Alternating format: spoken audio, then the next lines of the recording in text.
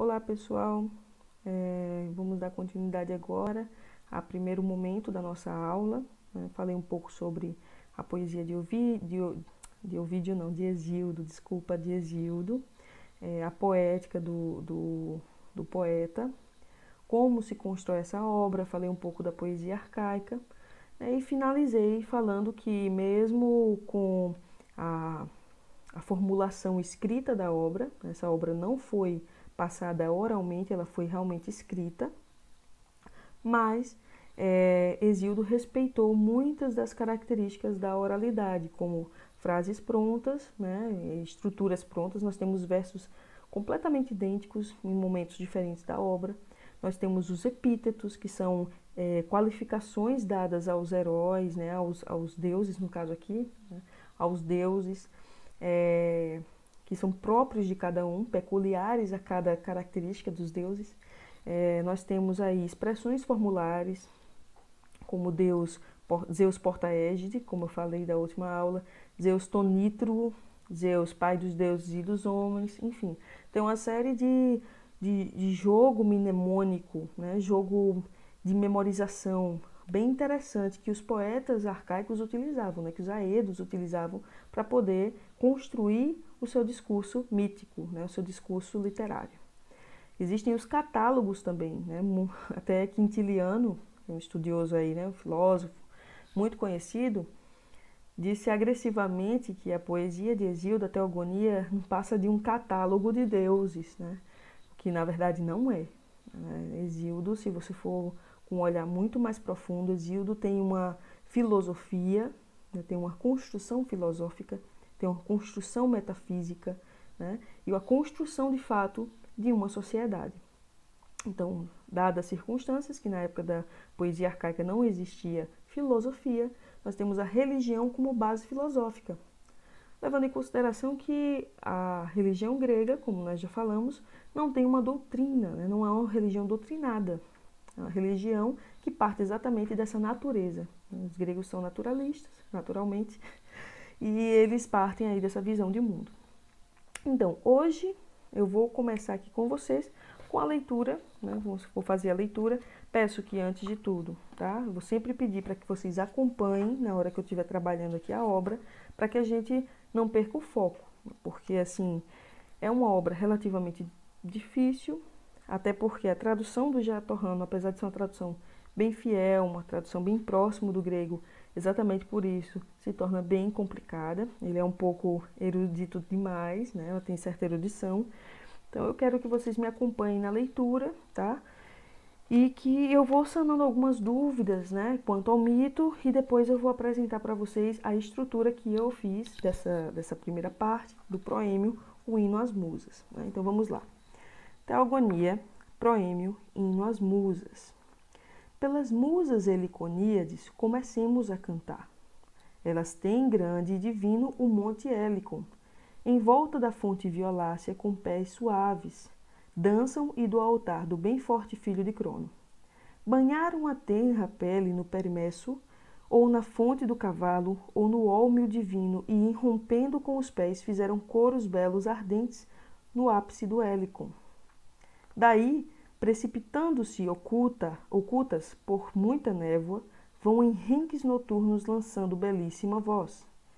Ineando Zeus porta-égide, a soberana Hera de Argos calçada de áureas sandálias, Atena de olhos glaucos virgens de Zeus porta-égide, o luminoso Apolo, Ártemis verte flechas, Posidon que sustém a terra, Posidon que sustém e treme a terra, Temis veneranda, Afrodite de olhos ágeis, Hebe de áurea coroa, a bela Dione, a Aurora, o grande sol, a lua brilhante, Leto, Jápeto, Crono de curvo pensar, Terra, o grande oceano, a noite negra e o sagrado ser dos outros imortais sempre vivos. Elas um dia a Hesíodo ensinaram um belo canto, quando pastoreava ovelhas ao pé do Helicon divino. Esta palavra primeiro disseram-me as deusas musas Olimpíades, virgens de Zeus porta-égide. Pastores agrestes, pastores agrestes, vis infâmias e ventre só, Sabemos muitas mentiras dizer símeis aos fatos, e sabemos, se queremos, dar a ouvir revelações. Assim falaram as virgens do grande Zeus verídicas. Por cetro deram-me um ramo a um loureiro viçoso, colhendo-o admirável, e inspiraram-me um canto divino para que eu glorie o futuro e o passado. Impeliram-me a ennear o ser dos venturosos sempre vivos, e a elas, primeiro e por último, sempre cantar. Mas por que me vem isto de cavalo de pedra? Eia, pelas musas comecemos, elas, a Zeus Pai, enneando, alegram o grande espírito do Olimpo, dizendo o presente, o futuro e o passado, vozes aliando. Infatigável flui o som das bocas, suave. Brilha o palácio do Pai Zeus troante, quando a voz lirial das deusas espalha-se, ecoa a cabeça no Olimpo nevado e o palácio dos imortais. Lançando a voz imperecível, o ser venerando dos deuses primeiro gloriam no canto desde o começo. Os que a terra e o céu amplo geraram, e os deles nascidos, deuses doadores de bens, depois Zeus, Pai dos deuses e dos homens.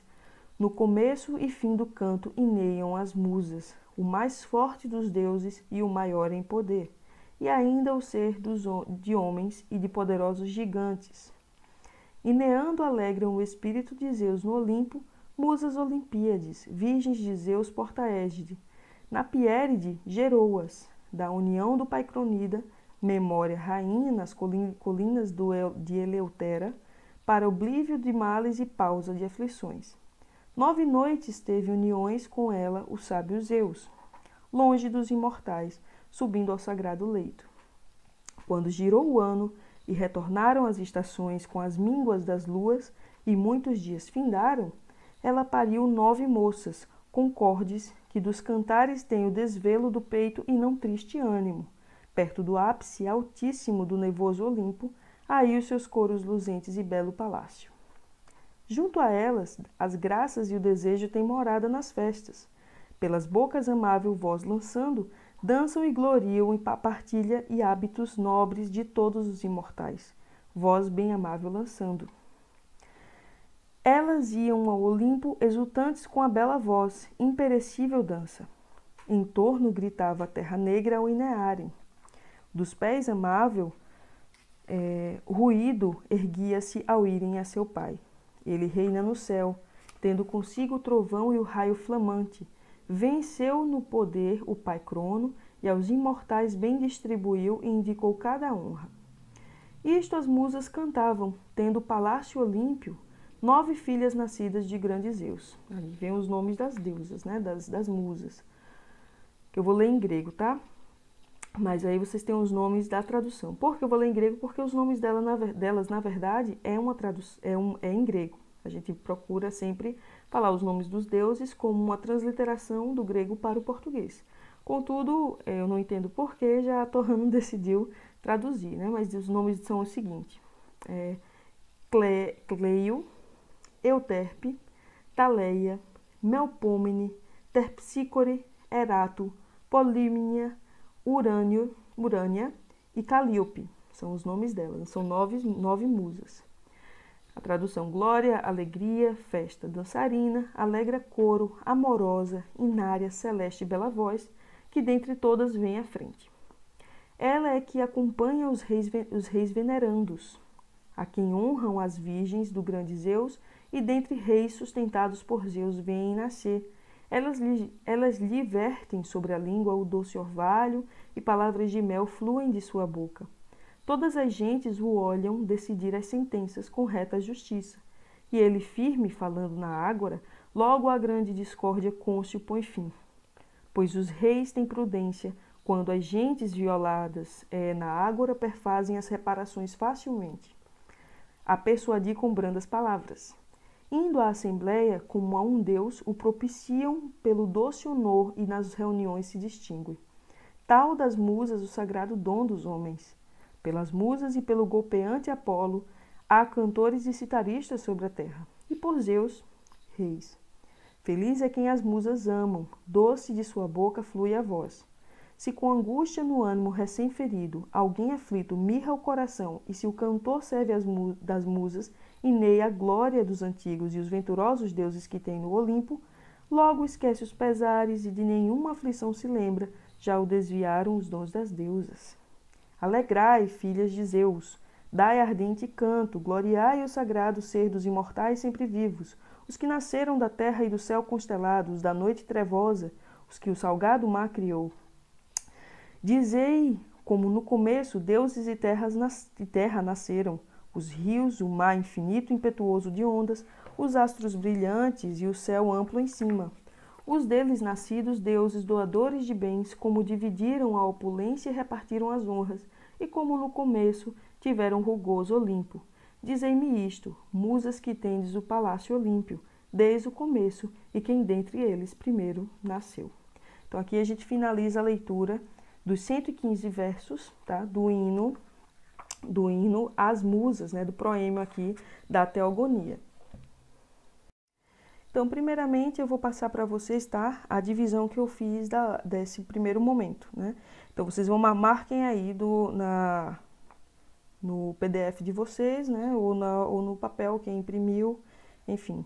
Do verso 1 ao verso 21, nós temos a parte primeira, que eu chamo de parte da exaltação, tá? Coloquei aí parte 1, exaltação. Do verso 22 ao verso 35, temos a segunda parte, que é a parte da metalinguagem. A metalinguagem, estatuto do poeta. Coloquem aí, metalinguagem, estatuto do poeta. Do verso 36, essa parte é bem longa, ao verso